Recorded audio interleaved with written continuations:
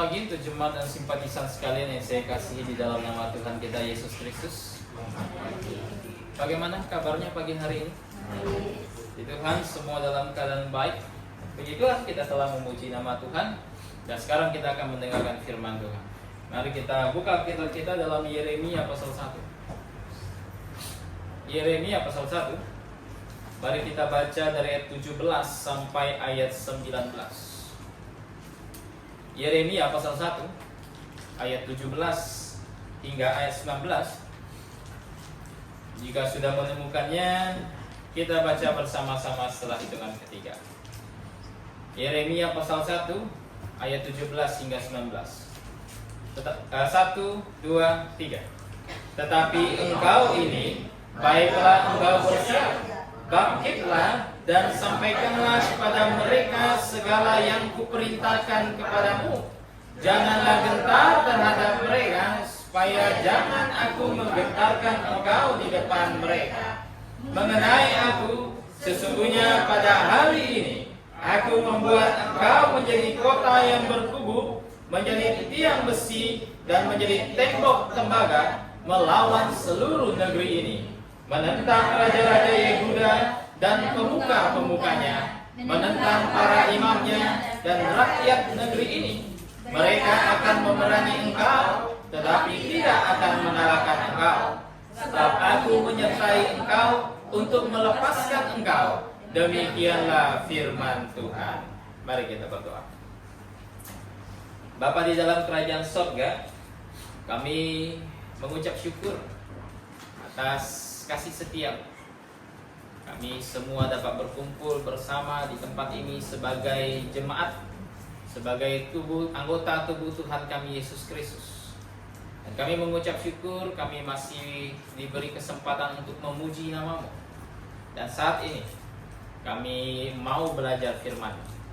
Bapa di sorga, kiranya Engkau bantu kami semua, berikan kami hikmat, agar kami dapat semakin dewasa di dalam iman kami ketika kami mempelajarinya, agar kami dapat semakin matang, bahkan dapat bersaksi di tengah-tengah dunia yang gelap ini.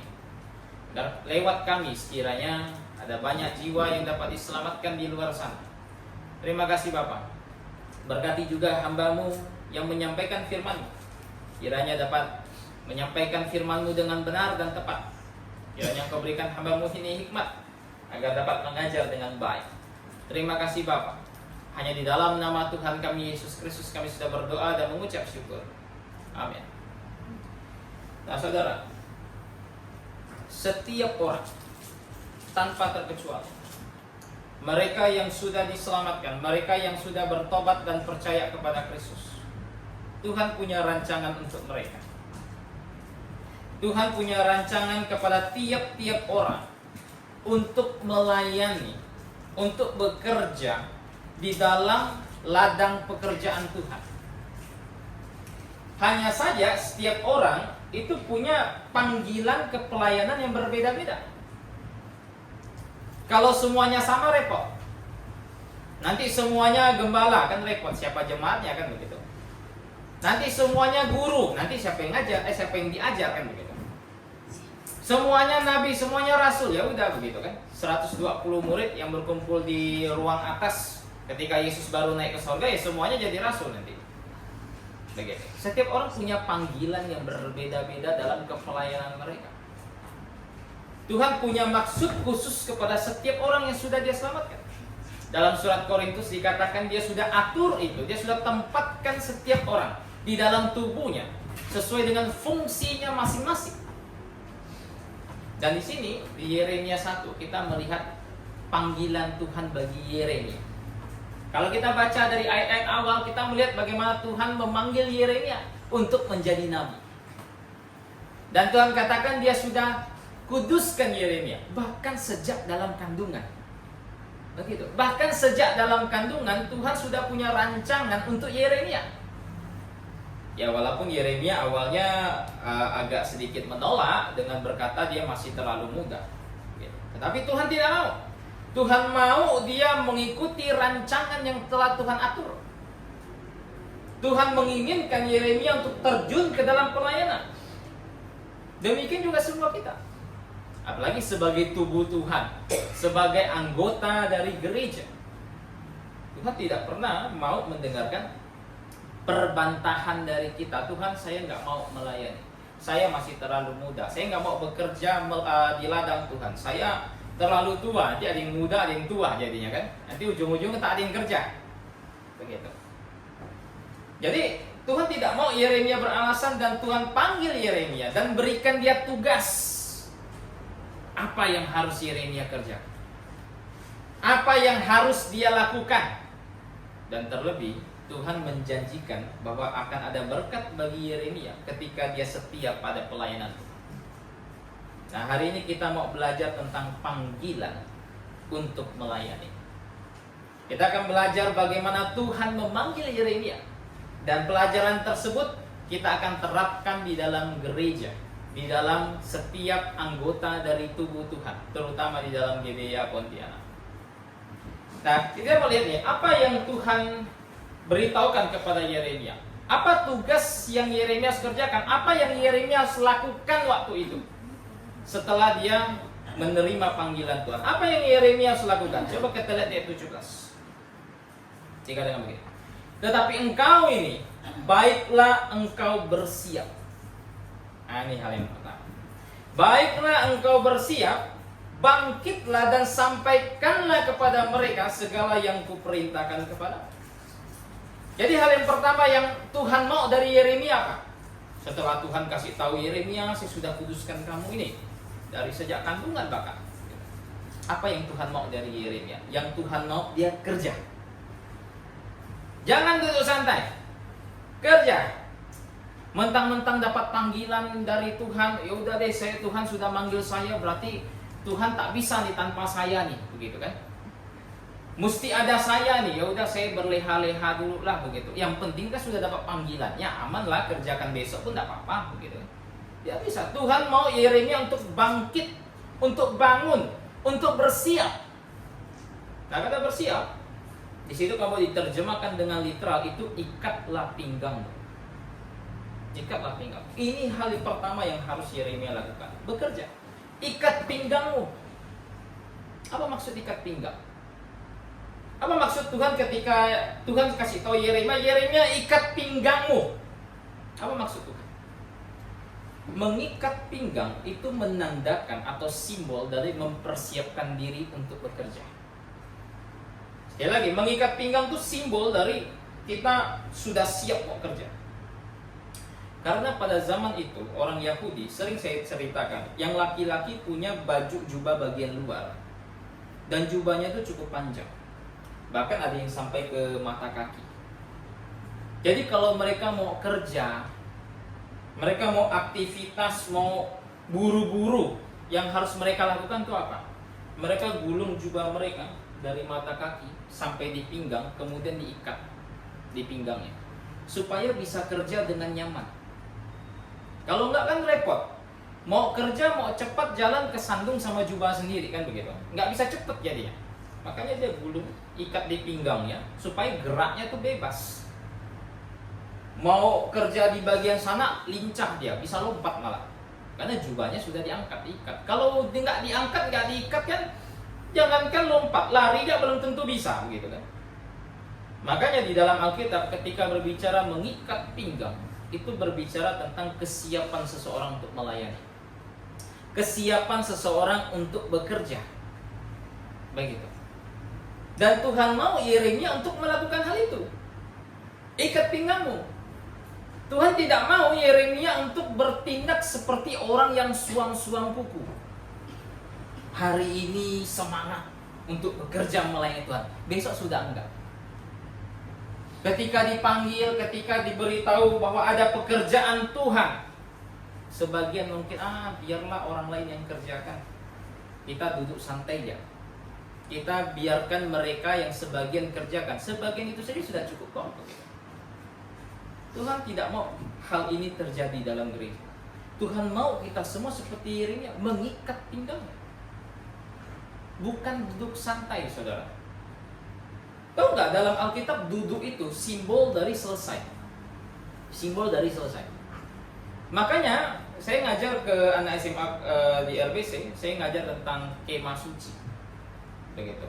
Nah, saya juga ada PA di tempat Bu Norma tentang kemah suci juga, begitu. Nanti akan sampai bahannya di situ. Di kemah suci itu salah satu barang yang nggak ada tuh adalah kursi. Anda baca kemah suci itu nggak ada kursi. Kenapa? Karena imam mesti kerja.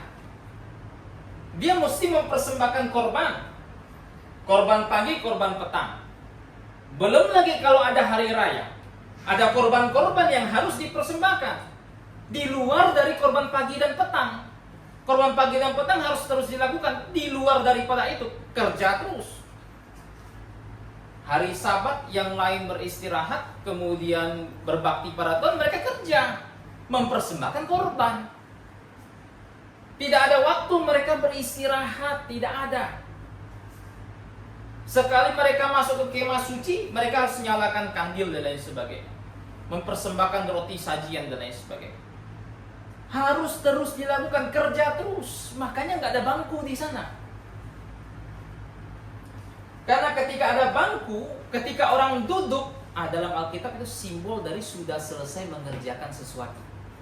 Makanya ketika Tuhan selesai melayani di bumi, bangkit dari antara orang mati, 40 hari pelayanan, naik ke sorga, apa yang Tuhan lakukan? Dalam Markus pasal terakhir, dia naik, dia duduk di sebelah kanan Allah. Artinya apa? Artinya segala pekerjaan dia yang datang ke bumi itu, kedatangan yang pertama itu sudah selesai. Makanya dia duduk. Nah, di kemah suci nggak ada bangku. Imam mesti kerja terus. Di gereja juga begitu. Di gereja juga begitu. Kita harus terus bekerja. Tidak ada bangku, bukan bangku literal ya. Bukan bangku literal. Tidak ada bangku untuk bagi kita untuk duduk santai dan menikmati pekerjaan orang lain, tidak ada. Semuanya mesti bangkit berdiri. Semuanya mesti mengikat pinggangnya dan bekerja di ladang Tuhan. Harus. Dan bukan hanya Tuhan katakan bersiap, Tuhan katakan bangkit Yeremia. Bangkitlah katanya. Ini kehendak Tuhan. Tuhan mau dia tidak duduk tapi berdiri. Nah saudara, mengapa ini menjadi persoalan yang penting kan begitu? Mengapa Tuhan menganggap ini jadi persoalan yang sangat penting dan menginginkan Yeremia untuk segera melakukannya? Kenapa? Karena ladang tuayan Tuhan. Persoalannya satu ini. Yeremia hidup di masa di mana Israel itu amat membangkang di hadapan Tuhan.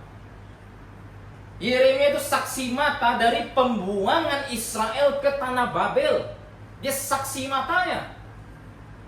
Dia saksi mata yang menyaksikan kelaparan yang begitu hebat di tanah Yerusalem. Dia tuliskan dalam kitab Ratapan. Dia berkata bahwa ibu-ibu waktu itu memasak anaknya sendiri untuk dimakan. Saking kelaparannya. Buka gerbang, Babel serang. Kan begitu, repot. Yeremia saksi matanya langsung. Di tengah bangsa yang begitu membangkang waktu itu. Karena urgensi inilah Yeremia disuruh untuk segera kasih tahu kepada Israel. Tuhan mau beritahu kepada rakyat Yehuda, Yehuda akan dihukum. Israel utara, Israel bagian utara, 10 suku telah Tuhan buang ke tanah Asyur. Dan sekarang giliran Yehuda, kata Tuhan. Kenapa? Karena Yehuda menyaksikan saudaranya berzina dengan berhala, tapi tak bertobat. Justru semakin nyembah berhala Yehuda, mendirikan patung di bawah bukit-bukit, di bawah pohon-pohon rindang, semua tempat didirikan berhala. Tuhan marah besar sama Yehuda. Ditambah lagi mereka tidak memelihara tahun Sabat Tuhan. Maka Tuhan bilang, Yehuda akan dihukum, tak bisa lepas, dihukum. Maka dalam Yeremia 1, kalau baca ayat-ayat sebelumnya, Tuhan singkapkan kepada Yeremia satu penglihatan. Ada sebuah kita sebut mungkin pot berisi air mendidih datang dari utara. Datang dari utara itu wilayah mana? Utara itu wilayah Babel. Datang dari utara untuk datang menghakimi Israel. Tak bisa lepas. Karena urgensi inilah Yeremia disuruh mesti segera. Kasih tahu Israel, kasih tahu Yehuda, kalian akan dihukum. Yang harus kalian lakukan apa? Bertobat, menyesal, mengaku di hadapan Tuhan atas dosa-dosa kalian. Dan Tuhan beritakan lewat Yeremia, Yehuda akan dibuang. Yehuda mesti tunduk sama Babel. Kalau tidak tunduk, maka sulit untuk selamat nanti. Tunduk, rendahkan diri, dibawa ke Babel. Yang menundukkan diri dibawa ke Babel akan dipelihara hidupnya. Tapi sudah diberitakan pun Israel malah menolak berita Yeremia. Makanya Israel bilang ini ada satu nabi ini aneh gitu. Nabi aneh ini. Orang semangatkan bangsanya lawan Babel. Kasih tahu Tuhan beserta kita. Dia malah kasih tahu Tuhan tidak menyertai kalian. Kalian dihukum. Melemahkan semangat bangsa. Begitu. Jadi karena urgensi satu ini, Yeremia disuruh bersegera, ikat pinggang, bangkit berdiri. Nah, kalau kita bagaimana? Apakah kita berada dalam situasi yang tidak mendesak sehingga gereja sepanjang zaman bisa santai? Apakah kita berada dalam situasi yang tidak mendesak sehingga kita bisa duduk santai? Tidak, saudara. Kita berada di dalam situasi yang sangat mendesak. Banyak orang bilang, oh akhir zaman itu masih lama. Alkitab katakan apa? Ibrani pasal 1 ayat 2 ayat 3. Akhir zaman itu dilantik ketika Tuhan kita pertama kali datang ke bumi. Ketika Tuhan datang sebagai manusia, itulah awal dari akhir zaman. Makanya Tuhan katakan apa? Pemberitaan paling pertama Tuhan setelah Yohanes Pembaptis ditangkap. Bertobatlah, sebab kerajaan sorga sudah dekat. Kenapa? Karena inilah akhir zamannya. Berarti kan urgensinya, situasinya lebih mendesak daripada masa Yeremia. Lebih mendesak. Begitu. Ditambah lagi, Tuhan katakan kepada gereja bahwa akan banyak tampil penyesat-penyesat yang lebih banyak dibandingkan masa-masa sebelumnya. Oh, berarti kan urgensinya lebih mendesak lagi. Kenapa? Karena banyak guru-guru palsu tampil dalam gereja. Banyak guru-guru palsu menyelinap ke dalam gereja. Sangat bodoh kalau orang Kristen beranggapan semua gereja itu sama. Bodoh minta ampun. Saya katakan semua gereja tidak ada yang sama. Tidak ada. Kau bisa bayangkan ada yang ngajarkan, nggak usah jauh-jauh, kita bicara baptisan saja. Ada yang bilang baptisan mesti selam. Kemarin saya ngobrol sama temannya Pak Hansen. Kalau di gereja tempat dia bergereja saat ini, posisinya di tengah katanya. Selam boleh, percik pun boleh. Gitu. Jadi di tengah-tengah, selam boleh, percik pun boleh. Ada yang percik, ada yang percik, ada yang tuang. Nah, saudara coba pikir, apakah semua metode ini bisa benar? Kan begitu. Yang bilang bisa benar nih, aduh susah juga kita katakan. Agak malas berpikir. Apa yang Alkitab ajarkan tentang baptisan? Apa? Apa yang Tuhan ajarkan dengan tentang proses pembaptisan? Apakah Tuhan tidak ajarkan? Tuhan tidak ajarkan ya kita semua bergerak dalam keadaan remang-remang. Tuhan katakan apa? Firman-Mu adalah pelita bagi kakiku dan terang bagi jalan. Tapi kalau Tuhan tidak ajarkan persoalan sangat sederhana ini, misal metode pembaptisan, semua metode boleh kita terima. Apa yang Tuhan katakan? Firman terang bagi kakiku, tapi enggak terang, remang-remang. Yang mana yang benar? Saudara, Tuhan ajarkan dengan sangat terang. Tuhan ajarkan pembaptisan itu mesti selam. Tuhan ajarkan pembaptisan itu mesti kepada orang dewasa yang bisa bertobat dan percaya. Ayatnya ada, Kisah Rasul 8, 36 dan 37.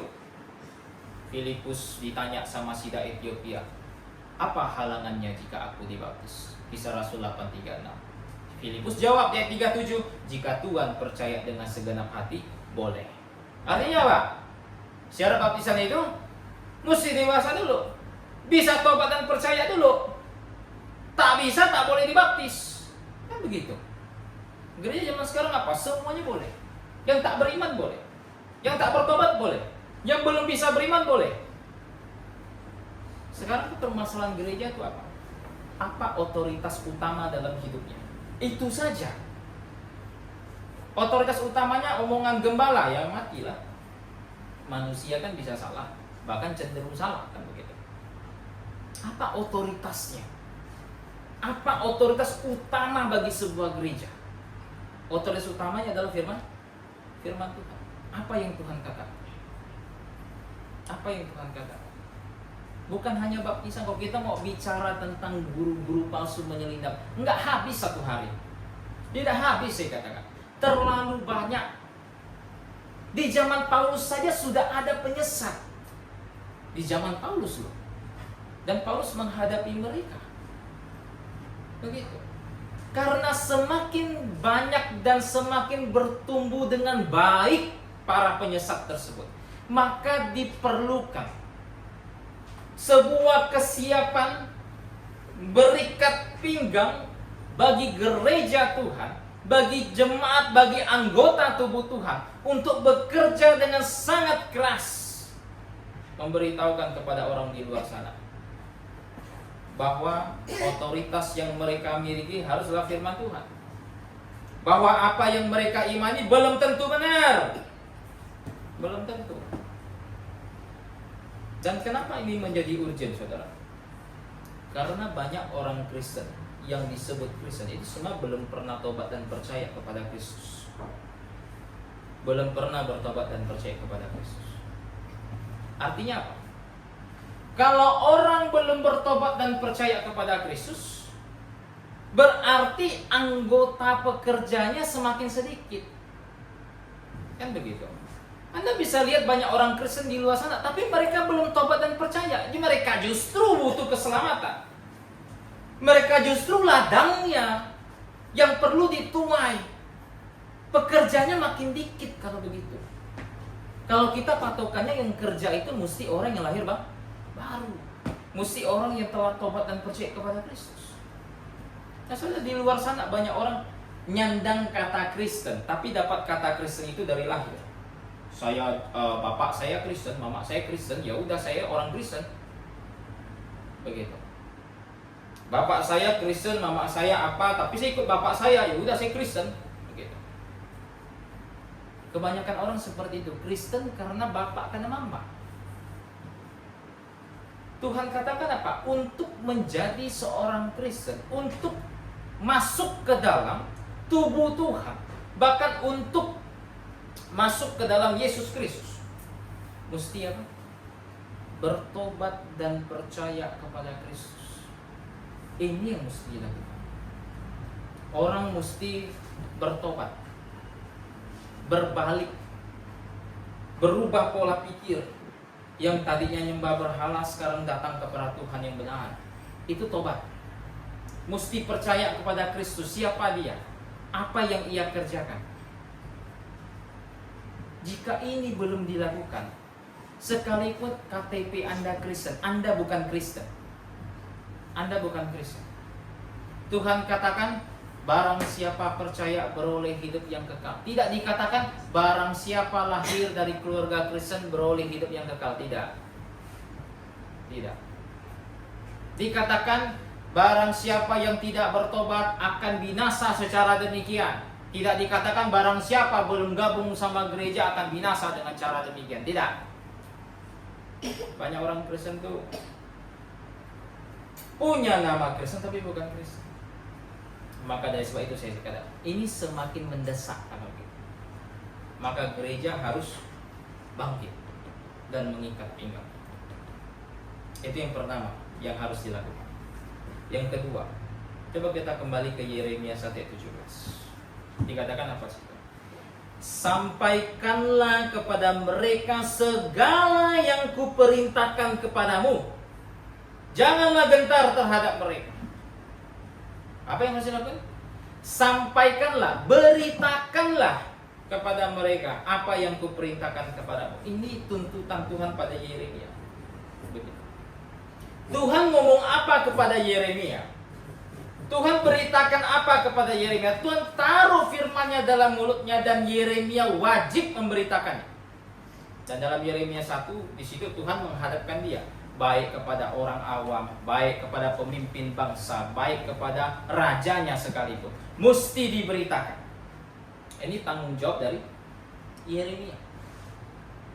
Dan sebenarnya ini juga bukan hanya tanggung jawab Yeremia, tanggung jawab semua orang percaya sepanjang zaman.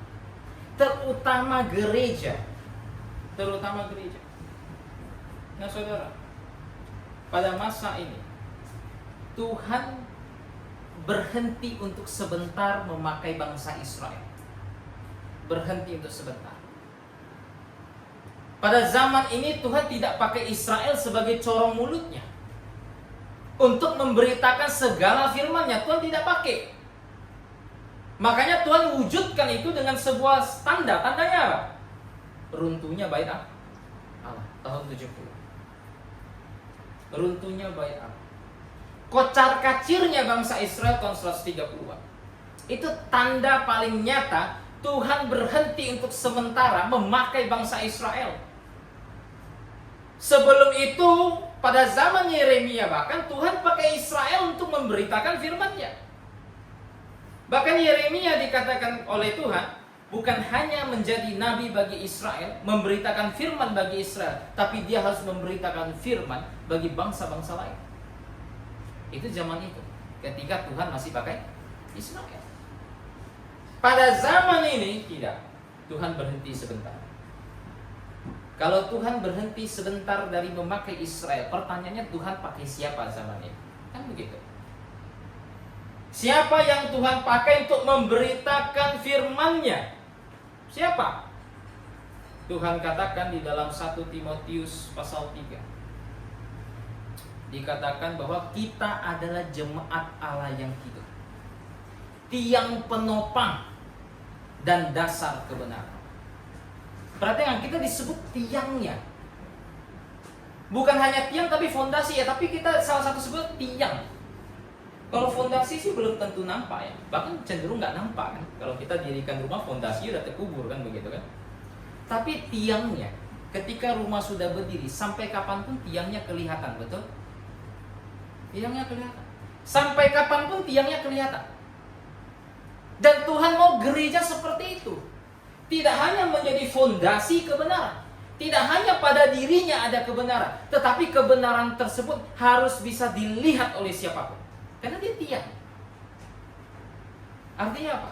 Gereja mesti memberitakan ini terus, kemanapun, tanpa berhenti, sampai Tuhan datang kembali.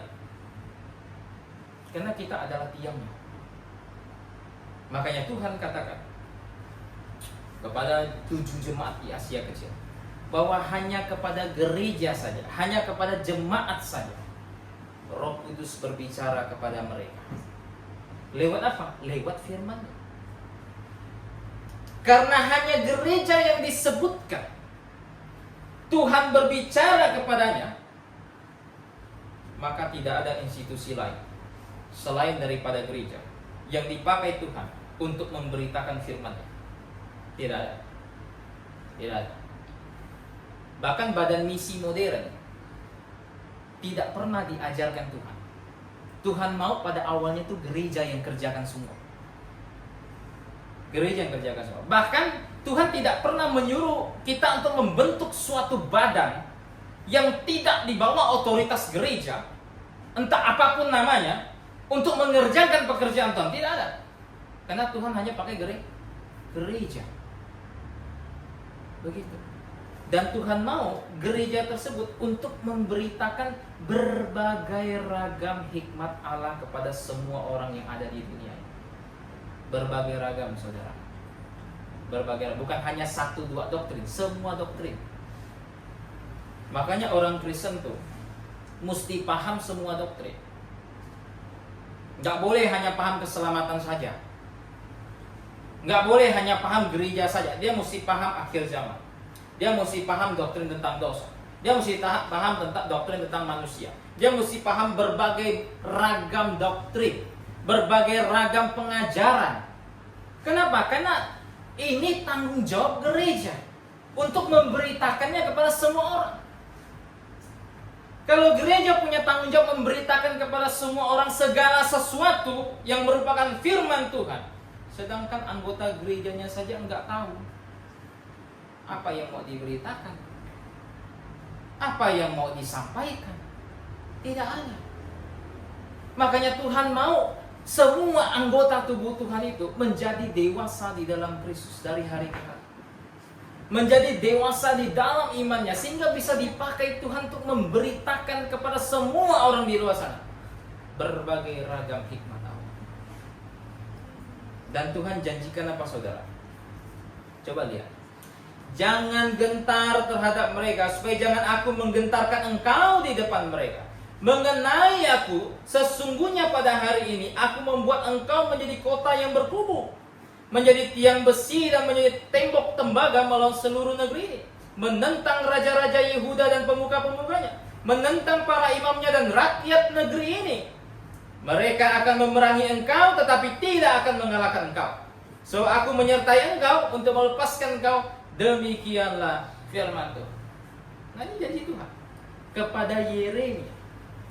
Pokoknya pergi beritakan, bangkit berdiri, ikat pinggang, jangan takut sama mereka. Saudara, mengerjakan pekerjaan Tuhan dulu pernah kita bahas. Itu kan sulit. Kita menghadapi orang-orang yang memusuhi kita. Kita menghadapi orang-orang yang siap menganiaya kita. Terkadang mengerjakan pekerjaan Tuhan itu nyawa taruhannya. Berapa banyak misioneri yang datang ke berbagai daerah kan mati oleh karena warga sekitar yang tidak menerima, dimatikan mereka dan lain sebagainya. Ini bukan pekerjaan yang mudah. Bahkan terkadang kita sampaikan sesuatu, wajah orang itu sudah kelihatan dia nggak suka sama kita, marah besar. Ngomong sedikit lagi disiram kopi panas ke muka kita itu. Ini bukan pekerjaan ringan. Tapi Tuhan suruh Yeremia apa? Jangan gentar. Anda bisa bayangkan, kita hidup sebagai satu anggota tubuh. Yeremia sendiri, single factor deh, sendiri. Hadapi satu bangsa. Anda bisa bayangkan, hadapi satu bangsa, bahkan beberapa raja Yehuda nggak suka sama dia. Bahkan salah satu raja Yehuda mengoyakkan firman Yeremia yang telah ia tulis. Begitu. Bahkan penganiayaan menimpa Yeremia. Satu orang lawan satu bangsa. Tuhan bilang apa? Jangan gentar. Oh, secara manusia sih gimana tak gentar? 1 lawan 10 ya pusing kepala kita. 1 lawan 1000 kan begitu. Repot juga ini. Tapi Tuhan katakan jangan gentar. Kenapa jangan gentar? Karena Tuhan ngomong begini. Ada janji berkat yang Tuhan berikan pada Yeremia. Selama Yeremia terus mengerjakan pekerjaan. Apa janji Tuhan? Kata Tuhan, aku menjadikan engkau seperti kota yang berkubu, seperti tembok tembaga. Saudara, Yeremia dijanjikan Tuhan, dia akan diberikan kekuatan oleh Tuhan untuk menghadapi bangsa tersebut. Akan diberikan keteguhan, akan diberikan keberanian untuk melaksanakan pelayanan yang sulit ini. Nah, salah satu pelayanan sulit Yeremia itu apa? Menegur bangsa ini bahwa bangsa ini berdosa. Saudara, lebih gampang ngomong sama orang, kau tuh orang baik, Tuhan sayang kok sama kamu, Tuhan cinta semua anak, kau anak Tuhan juga, Tuhan sayang kamu. Itu lebih gampang, gereja-gereja itu yang diberitakan. Tapi kasih tahu orang, kau tuh berdosa, bahwa segala jenis dosa itu mesti dihukum di dalam neraka, apapun jenisnya. Entah kamu dosa berzina kah, berbohong kah, atau apapun itu, kau akan dihukum dalam neraka. Itu lebih sulit. Lebih sulit.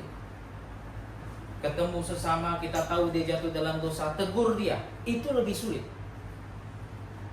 Mendisiplinkan jemaat, tegur dosa, itu lebih sulit. Makanya Yeremia dijanjikan akan beroleh kekuatan, akan beroleh keteguhan dan keberanian untuk menghadapi itu semua. Dan janji yang sangat menghibur Yeremia. Bukan hanya Yeremia, semua orang kudus. Tuhan katakan bahwa mereka akan memerangi engkau, tapi tidak akan pernah dapat mengalahkan engkau. Tidak akan pernah. Kenapa? Karena Tuhan menyertai Yeremia. Nah saudara, gereja juga demikian. Gereja lebih hebat dari Yeremia, saya kasih tahu. Lebih hebat. Yeremia hebat, gereja lebih hebat. Tahu nggak gereja kenapa lebih hebat? Gereja itu didirikan di atas batu karang. Dan batu karang itu adalah Yesus Kristus. Tuhan katakan alam maut pun tidak akan menguasainya. Ini ada orang ngajarin aneh-aneh, batu karangnya manusia katanya. Kalau batu karangnya manusia, jangankan alam maut, nggak usah alam maut. Saya terjun, saya sembeli orangnya juga selesai kok. Gereja berakhir. Tapi kenapa gereja sampai ribuan tahun tidak berakhir? Sekalipun penganiayaan datang pada mereka. Saudara, perjalanan gereja itu diwarnai dengan warna merah, warna darah. Tapi kenapa gereja tak kunjung berakhir? Bahkan satu penulis buku berkata, semakin dibabat semakin merambat. Kenapa? Tidak lain tidak bukan karena gereja didirikan di atas batu karang yang teguh. Dan batu karang tersebut adalah Tuhan kita Yesus Kristus. Makanya alam maut pun takkan menguasai. Alam maut pun takkan menguasai. Saudara, ini jauh lebih hebat dibandingkan janji Tuhan kepada orang perseorangan. Saudara, kalau begitu, kalau Yeremia Tuhan janjikan begitu, dan dia harus berdiri tanpa ragu, teguh, tidak gentar. Bagaimana dengan gereja yang punya janji yang lebih berharga? Bagaimana gereja? Tuhan katakan dalam Ibrani 13, dia takkan pernah meninggalkan umatnya. Tidak akan pernah. Tuhan katakan dalam Matius pasal 28, 2 ayat terakhir, pergi, kerja, jadikanlah semua bangsa muridku, baptislah mereka, dirikan gereja, ajar mereka. Dan terakhir Tuhan bilang apa? Aku akan menyertai engkau senantiasa sampai akhir masa. Nah, kurang apa gereja? Saya rasa janji Tuhan kepada gereja sangat-sangat cukup bagi gereja untuk mengerjakan pekerjaan Tuhan. Makanya gereja tidak boleh takut. Sekalipun mereka mungkin menganiaya, tetapi Tuhan katakan mereka takkan mungkin bisa mengalahkan kita. Tidak mungkin. Terbukti sampai detik ini, gereja tetap eksis. Tubuh Tuhan tetap ada. Gereja yang benar tetap ada. Dan ini akan kita teruskan. Perjuangan ini akan kita teruskan sampai Maranatha, sampai Tuhan datang kembali. Amin. Jadi ini pembelajaran kita pada hari ini. Pembelajaran tentang panggilan Yeremia. Kita sudah lihat Tuhan suruh dia bangkit, ikat pinggang. Kita sudah lihat Tuhan suruh dia pergi memberitakan. Dan Tuhan janjikan akan menyertai Yeremia. Demikian juga dengan kita pada zaman gereja. Kita tutup dalam doa. Minta kesediaan Pak Sukarti tutup dalam doa. Dipersilakan.